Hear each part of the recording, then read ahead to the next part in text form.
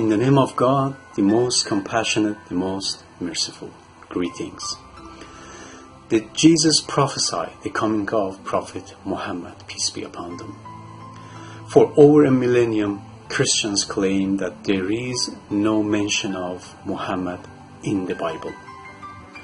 Muslims, on the contrary, referring to the Holy Quran, believe that Jesus did mention Prophet Muhammad's other name, Ahmed. For more than 1,000 years, there was no clear and unambiguous passage in the New Testament expressing the name of Prophet Muhammad. However, now the situation is totally different. There is evidence in the Gospel of John, exactly the way Quran mentions. According to the Gospel of John, Jesus attests before Pontius Pilate that his only mission for coming this world is to testify to Ahmed.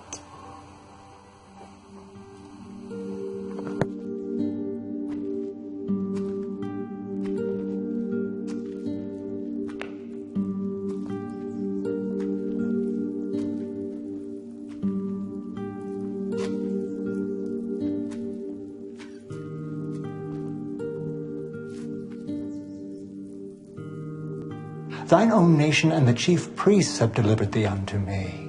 What hast thou done? My kingdom is not of this world. If my kingdom were of this world, then would my people fight, that I should not be delivered to the Jews. Art thou a king then?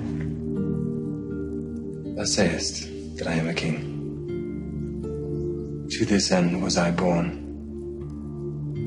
And for this cause came I into the world, that I should bear witness unto the truth.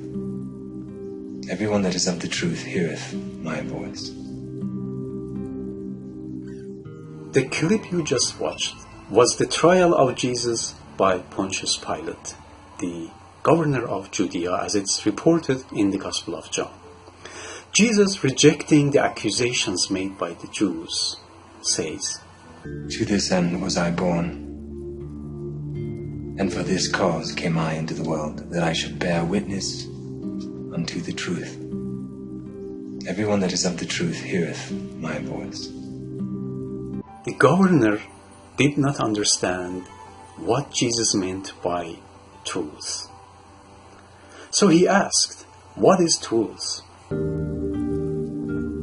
What is truth? This is very strange. Was the word truth really that difficult to understand? The word truth in Greek is aletheias. It is very simple and commonly used in literature. Can we imagine that the most powerful man of the Judea, who was ruling over the learned men of Jews, Essenes, Sadducees, rabbis, and scribes of Jews, not to understand the meaning of such a simple word?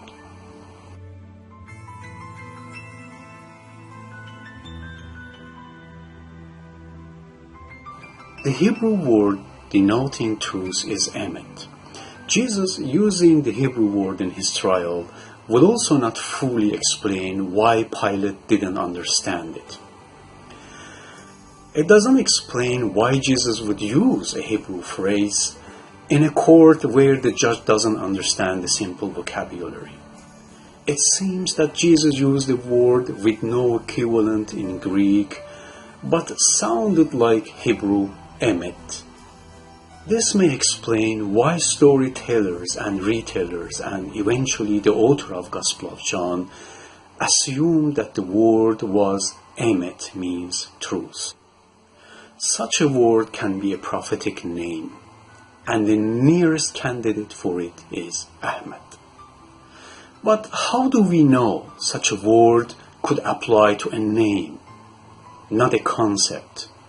Do we have a proof in the Bible that Ahmed used as a name of a person? If we can find a biblical passage that mentions a person with name aletheias, Ahmed, or something similar to that, that was promised to come in the future, then my hypothesis will be proven. Surprisingly, there is an amazing verse in the Bible that clearly states that a man named True is supposed to come in the future, and this is after Jesus' departure. Not only that, it mentions his second name, Amin. And even more astonishingly, a fact is given in this verse, which refers to Prophet Muhammad's very famous story, the night journey of Prophet. I saw the heaven standing open, and there before me was a white horse, whose rider is called Faithful and True. With justice he judges and wages war. As explained earlier, truth or true in Hebrew is Emet, and faithful in Arabic and Persian is Amin, and it is similar in Hebrew too, Aman. Amin is perhaps the most famous title of Prophet Muhammad. Revelation 19:11 assures that the promised person's name must be true. Therefore, Jesus, when testifying before Pontius Pilate, must have said a name, not a concept. And this explains why Pilate didn't understand it, because it was a new name. However, the author of John and Revelation also didn't understand this word was a name, so they also took it as a concept. And strangely, the Revelation 19:11 itself says the name of person shall be this and that, but the author takes these two words as adjectives, not names. It writes pistos and aletias, means faithful and true. And these are adjectives, not names, but the verse says the person's names are this and that. Now let's replace truth and faithful with Emet and Amin. See what happens. The reason I was born and came into the world is to testify to Emet. Everyone on the side of Emet listens to me. I saw heaven standing open, and there before me was a white horse, whose rider is called Amin and Emet. With justice he judges and wages war. For all of our recorded history, there was no prophet nor a significant figure with such a name as Ahmed. We are left waiting for such a person if Prophet Muhammad wasn't also named Amin and Ahmed. This prophetic name was also mentioned in chapter 16 of the Gospel of John. This is the place Jesus promising to the disciples the person is going to come after him, where we read, "But when he, the Spirit of truth, comes, he will guide you into all the truths. He will not speak on his own. He will speak only what he hears, and he will tell you what is yet to come." It is very clear in this verse that the promised person's name must have sounded similar to Ahmed. As explained, there was no such a name in the history. So Ahmed is the man Jesus prophesied his coming. You deserve to know more. For that I have written an article titled Ahmed the Comforter. It deals with a wide range of matter under this topic. The link to download it is in the description section of this video.